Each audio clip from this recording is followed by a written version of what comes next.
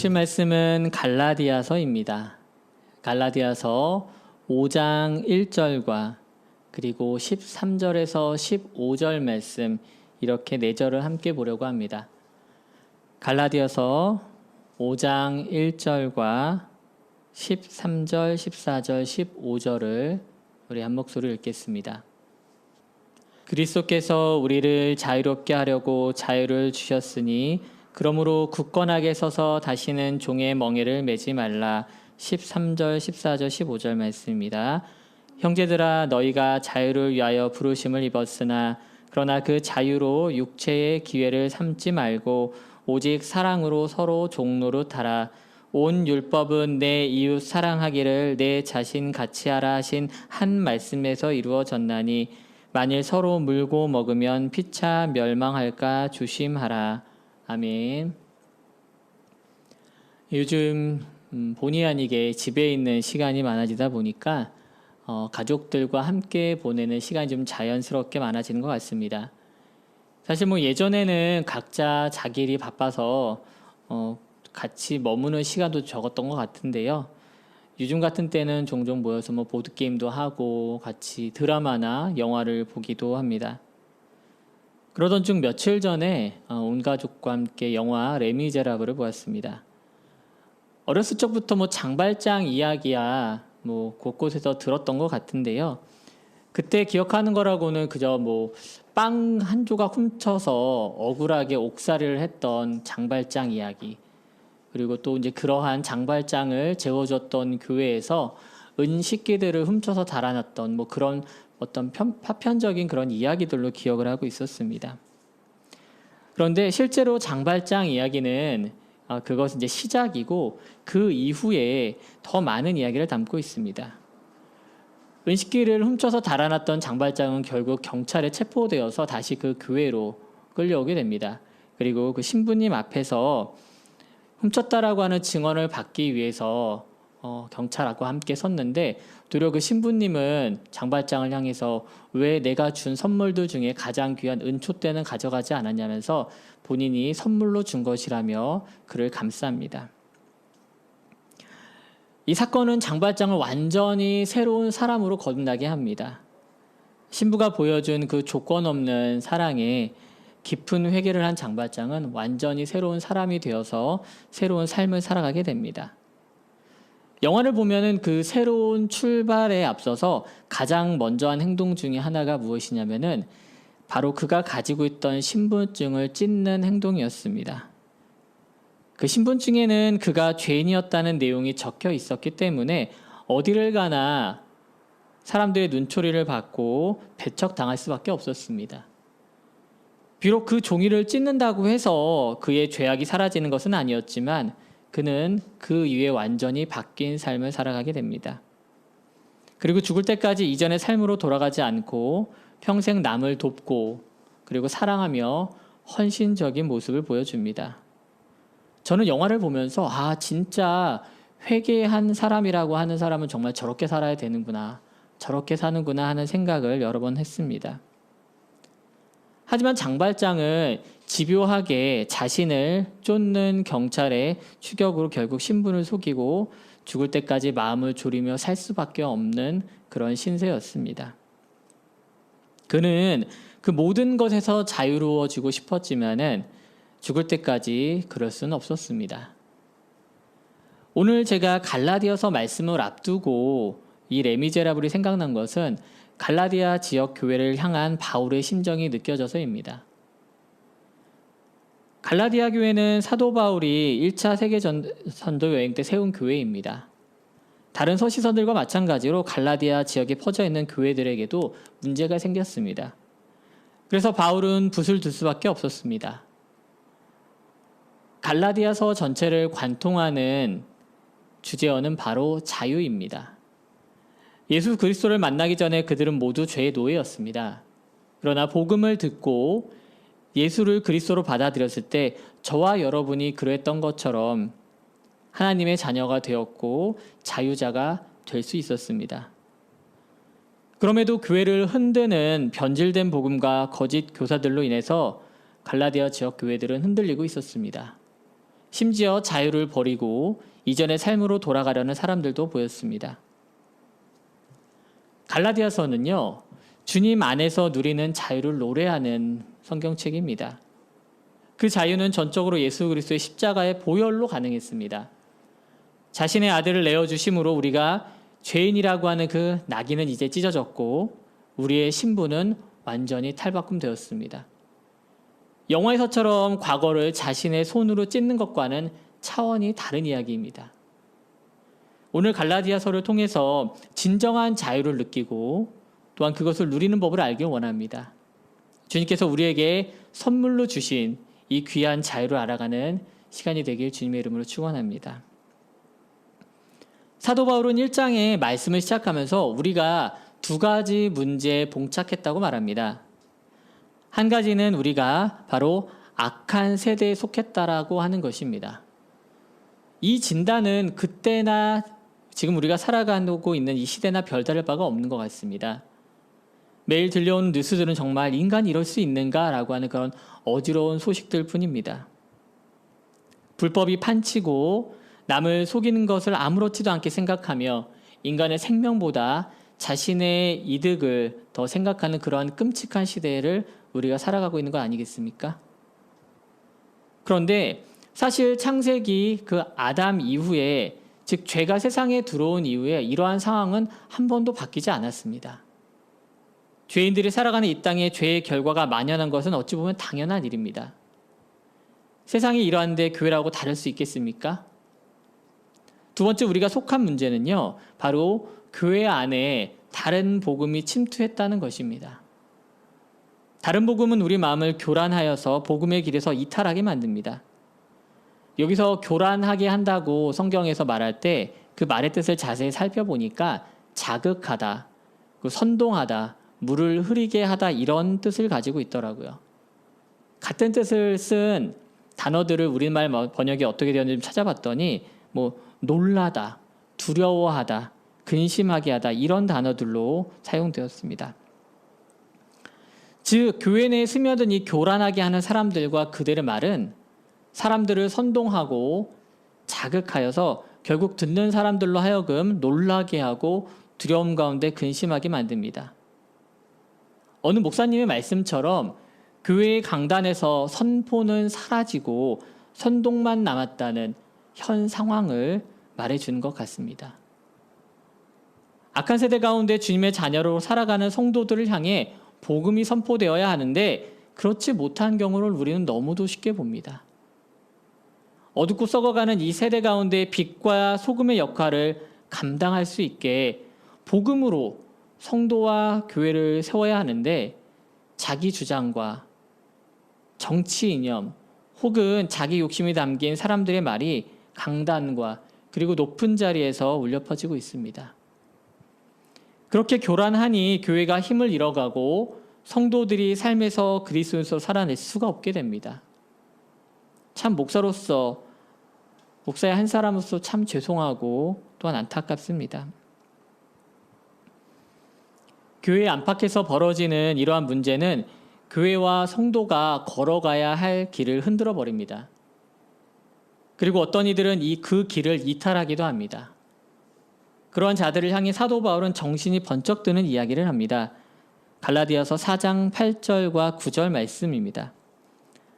그러나 너희가 그때의 하나님을 알지 못하여 본질상 하나님이 아닌 자들에게 종로로 타였더니 이제는 너희가 하나님을 알 뿐 아니라 더욱이 하나님이 아신 바 되었거늘 어찌하여 다시 악하고 천박한 초등 학문으로 돌아가서 다시 그들에게 종로로 타려 하느냐. 사도 바울은 갈라디아 사람들을 향해서 너희들이 하나님이 아닌 자들에게 종로로 했던 그때로 돌아가려느냐? 이제는 하나님을 알게 되었고 이제 하나님이 너희를 아는 상황이 되었는데 어찌하여서 다시 돌아가려고 하느냐라고 호통을 칩니다. 이 편지를 받은 당시 사람들은 수백 년, 수백 천 년간 율법 아래에서 살았습니다. 그들의 부모님, 또 그들의 부모님, 대대로부터 율법 아래서 율법에 익숙한 삶을 살아왔다는 것입니다. 하지만 율법은 사람들을 구원으로 인도할 수는 없었습니다. 수많은 법조항은 우리를 완성된 사람으로 만드는 게 아니라 도리어 흠집이 있는 사람으로 드러낼 뿐이었습니다. 율법의 한계에 대해서도 사도 바울은 이렇게 말합니다. 갈라디아서 2장 16절 말씀입니다. 사람이 의롭게 되는 것은 율법의 행위로 말미암음이 아니요 오직 예수 그리스도를 믿음으로 말미암은 줄 알므로 우리도 그리스도 예수를 믿나니 이는 우리가 율법의 행위로서가 아니고 그리스도를 믿음으로써 의롭다함을 얻으려 함이라. 율법의 행위로서는 의롭다함을 얻을 육체가 없느니라. 아멘. 율법의 행위로는 의롭다고 할 사람이 없다고 말합니다. 그리고 율법이 아니라 오직 믿음으로 말미암아 의롭게 된다고 분명하게 선포하고 있습니다. 이것을 우리는 간단히 이신칭의라고 말합니다. 이신칭의. 바로 복음의 핵심입니다. 믿음으로 말미암아 우리가 죄인에서 의인으로 칭함을 받게 되었다는 것입니다. 우리가 용서받을 수 없는 죄인이었지만 믿음으로 인해서 자유를 얻었고 하나님께서 의로운 자의 옷을 입혀주셨습니다. 우리 이전의 삶이 거지 같고 정말 저 밑바닥 인생 같았는데 우리의 몸과 마음에 붙어있는 더러움을 씻어주시고 하나님의 자녀로 삼아 주님의 집에 거하게 하셨다는 것입니다. 이게 바로 복음입니다. 그런데 사람들은 이전 습관을 쫓아서 자꾸 돌아가려고 합니다. 그게 문제입니다. 여러분은 다시 돌아가시겠습니까? 죄의 종노릇하고 약하고 천박한 이전의 삶으로 돌아가시겠습니까? 저는 아닙니다. 저는 지금이 좋습니다. 은혜를 체험하고 은혜로 살아가는 지금의 삶이 참 감사하고 소중합니다. 잠시 여기서 우리가 믿음으로 구원받았다라고 하는 이 말을 잠깐 생각해 보아야 할 부분이 있습니다. 우리가 믿음에 대해서 흔히 오해하는 것 중에 하나가 무엇이냐면요. 바로 믿음을 내가 어떤 하는 행동으로 내가 주어가 되어서 어떤 믿음이라는 것을 동사로서 행한다고 생각할 때가 있습니다. 얼핏 보면 그렇게 생각할 수 있습니다. 내 발로 걸어서 교회에 나왔고 내 귀로 말씀을 들었고 또한 내가 믿겠다고 고백했으니까 그 믿음 자체가 나로부터 시작됐구나. 내가 믿음을 행하는구나 라고 생각할 수 있는 것이 당연합니다. 그런데 그 믿음에 관해서도 사도 바울은 갈라디아 사람들에게 이렇게 말해주고 있습니다. 갈라디아서 3장 23절에서 27절 말씀입니다. 믿음이 오기 전에 우리는 율법 아래에 매인 바 되고 계시될 믿음의 때까지 갇혔느니라. 이같이 율법이 우리를 그리스도께로 인도하는 초등교사가 되어 우리로 하여금 믿음으로 말미암아 의롭다함을 얻게 하려 함이라. 믿음이 온 후로는 우리가 초등교사 아래 있지 아니하도다. 너희가 다 믿음으로 말미암아 그리스도 예수 안에서 하나님의 아들이 되었으니 누구든지 그리스도와 합하기 위하여 침례를 받은 자는 그리스도로 옷 입었느니라. 아멘. 사도 바울은 믿음이 왔다고 말합니다. 믿음이 내 속에서 시작했다고 말하지 않고요. 믿음이 외부로부터 다른 곳으로부터 왔다고 말합니다. 믿음이 오기 전까지는 우리는 율법 아래에 매여 있었고 믿음이 와서 믿음의 때가 되니까 그제서야 갇혔던 상태에서 풀려났다고 말해줍니다. 우리는 믿음이 우리 가운데 오기 전까지 자유를 알 수 없었습니다. 그런데 믿음의 때에 믿음이 우리 가운데 오니까 그제서야 진정한 자유를 얻게 된 것입니다. 여기서 믿음이 왔다고 하는데 그 믿음이 무엇입니까? 맞습니다. 바로 예수 그리스도입니다. 예수 그리스도께서 먼저 우리를 찾아주셨고 율법에서 해방시켜 주셨고 그리고 그 부분으로 말미암아 우리가 바로 하나님의 자녀가 된 줄을 믿습니다. 이 악한 세대를 살아가는 저와 여러분을 향한 하나님의 계획은 처음부터 결정되어 있었고 그것을 마침내 이루셨습니다. 우리는 그 하나님의 계획과 능력으로 이루어진 이 세대 가운데 사는 줄 믿습니다. 그 장면을 오늘 갈라디아서 1장 4절에서 이렇게 말합니다. 그리스도께서 하나님 곧 우리 아버지의 뜻을 따라 이 악한 세대에서 우리를 건지시려고 우리 죄를 대속하기 위하여 자기 몸을 주셨으니 아멘. 우리를 이 악한 세대에서 건지시려고 한다고 말합니다. 그런데요, 하나님의 뜻은 앞으로 이루어질 어떠한 예정만 말하는 것이 아닙니다. 하나님이 세우신 뜻은 이루어진 것입니다. 이미 이루어졌다는 것입니다. 하나님의 뜻이 이미 세워졌으니 앞으로 이루어지겠지라는 그런 태도가 아니라 이미 주님께서 계획을 세우신 그 순간 완성된 것입니다. 다만 우리의 시간과 또한 사람의 식견에선 아직 이루어지지 않은 것처럼 보입니다. 하지만 하나님의 시간 가운데는 이미 이루어진 줄 믿습니다. 이 믿음이 저와 여러분 가운데 있기를 축원합니다. 우리를 악한 세대와 교란하게 하는 이 세력 가운데 구원하신 주님은 우리에게 새로운 삶을 살아가라고 말씀하십니다. 우리의 신분은 바뀌었고 그에 걸맞은 생활을 살아가야 하기 때문입니다. 갈라디아서 4장 가장 마지막 절과 5장의 가장 첫 번째 절을 같이 한번 보시겠습니다. 갈라디아서 4장 31절과 5장 1절입니다. 그런즉 형제들아 우리는 여종의 자녀가 아니요 자유 있는 여자의 자녀니라. 1절입니다. 그리스도께서 우리를 자유롭게 하려고 자유를 주셨으니 그러므로 굳건하게 서서 다시는 종의 멍에를 매지 말라. 아멘. 갈라디아서는 우리가 예수 그리스도로 말미암아 자유를 얻었다고 분명히 말해줍니다. 그리고 다시는 종의 멍에를 매지 말라고 말합니다. 스스로 돌아가서 죄의 종노릇 하지 말고 자유를 얻은 주님의 자녀로 살라고 강력하게 말하고 있습니다. 그러면은 자유롭게 산다는 것은 무엇일까요? 자유롭게 산다. 세상이 말하는 자유는요, 남에게 해를 끼치지 않는 범위 내에서 행동할 수 있는 어떠한 권리를 말합니다. 세상이 말하는 자유가 좀 소극적인 자유라면은 기독교의 자유는 굉장히 적극적인 자유입니다. 자유를 어떻게 적극적으로 누린다는 것인지 그것이 무엇인지 한번 말씀을 통해서 우리는 좀 보려고 합니다. 먼저 자유를 누리는 법 첫 번째는 바로 육체의 기회를 삼지 말라는 것으로부터 출발합니다.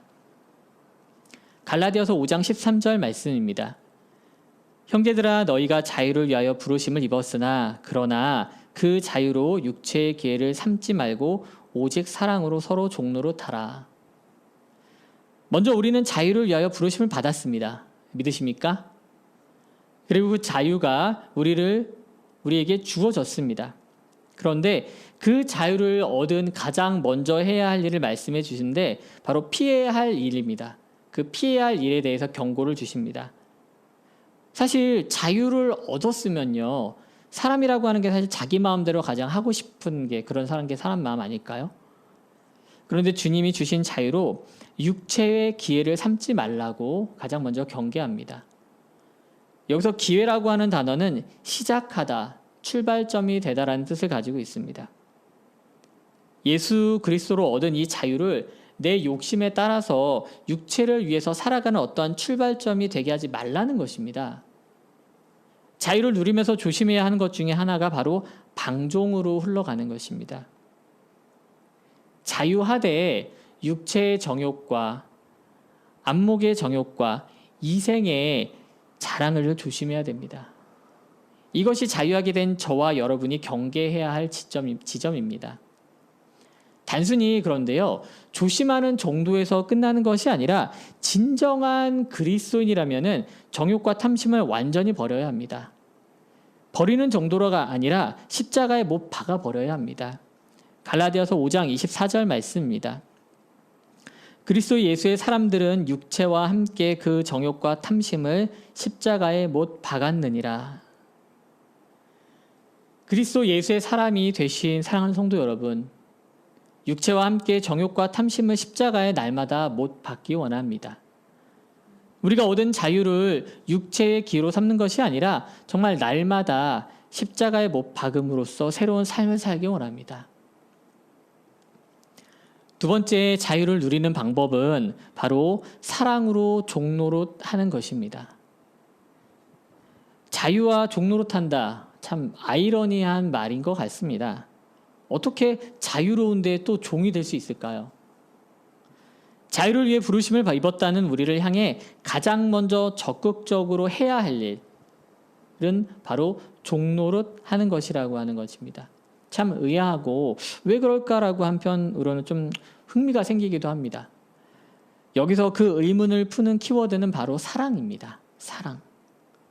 그냥 종노릇 하라고 말씀하지 않고 오직 사랑으로 서로 종노릇 하라라고 성경은 말합니다. 14절을 이어서 보도록 하겠습니다. 온 율법은 내 이웃 사랑하기를 내 자신과 같이 하라 하신 한 말씀에서 이루어졌나니.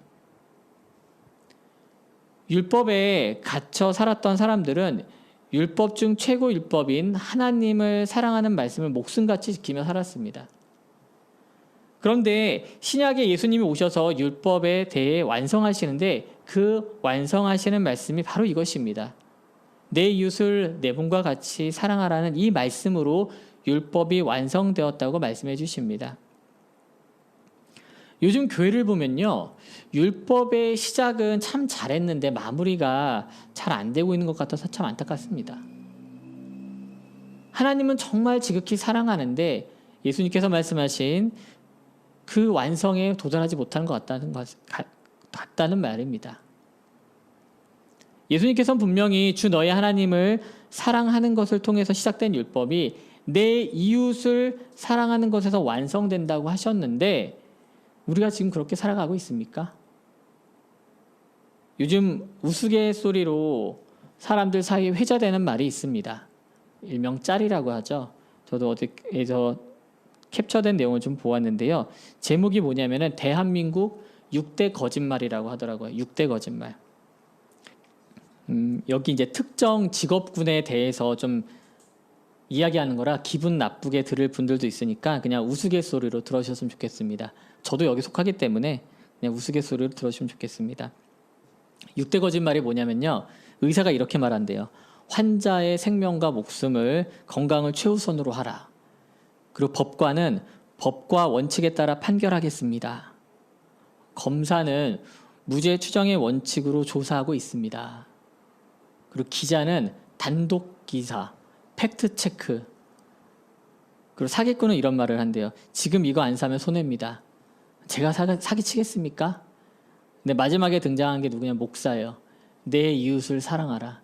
이게 대한민국 6대 거짓말이라고 하더라고요.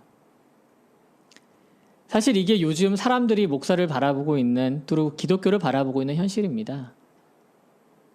내 이웃을 하라는 이 말이 그냥 정말 내 사람, 내 가족, 우리 교인, 그리고 나와 같은 기독교인들만 사랑하라는 어떠한 협소한 사랑이 되어버린 것입니다. 사마리아 사람이 그 광야에 쓰러진 그 유대인을 향해서 보여준 그 사랑, 그런 사랑을 생각하면 우리가 하는 사랑은 어떻습니까? 지금 현재 우리에게 사랑으로 서로 종노릇 하라고 하는 그 바울의 권면이 힘이 있는 것은요, 우리에게 자유를 주신 예수 그리스도께서 먼저 우리에게 그렇게 하셨기 때문입니다. 하나님의 아들로 죄가 없으신 주님께서 십자가에 매달려 돌아가심으로써 저와 여러분에 대한 사랑을 확증하셨습니다. 육신의 몸을 입고 육체의 고통을 겪어내시면서 우리의 발을 닦아주시고 골고다 언덕길을 오르시면서 순종하는 종의 모습을 우리에게 먼저 보여주신 줄 믿습니다. 우리가 지금 남을 위해서 내 손목에 못을 박고 있습니까? 아니면 이웃을 위해서 십자가를 대신 지고 걸어가고 있나요? 아니면 무릎을 꿇고 섬기기라도 하고 있습니까? 사도 바울은 갈라디아서를 마무리하면서 우리에게 이렇게 권면합니다. 6장 2절 말씀입니다. 너희가 서로 짐을 지라. 그리하여 그리스도의 법을 성취하라. 우리가 서로의 짐을 지어주는 것, 그것이 바로 그리스도의 법, 사랑의 법을 성취하는 것인 줄 믿습니다. 사랑하는 성도 여러분, 우리 서로의 짐을 지어주는 그리스도인이 되길 원합니다. 그냥 옆 사람의 짐을 지는 것이 아니라 선한 사마리아 사람처럼 원수된 사람의 짐을 지어준 것처럼, 그리고 선하신 예수 그리스도께서 죄인이었던 우리의 짐을 대신 지어주신 것처럼 우리도 다른 사람의 짐을 대신 지어줍시다. 그리하여서 부르심에 합당한 자유를 보여주는 저와 여러분이 되길 소망합니다. 주님이 우리를 부르시는 것은요, 나의 자유, 교회의 자유만을 위해서는 아닙니다. 신학자 하비 콕스라는 분이 계십니다. 그분께서는 이렇게 말했습니다. 하나님은 교회를 사랑하는 것이 아니라 세상을 사랑하신다. 그리고 하나님은 그 사랑을 저와 여러분의 손과 발을 통해서 나타내길 지금도 원하고 계십니다.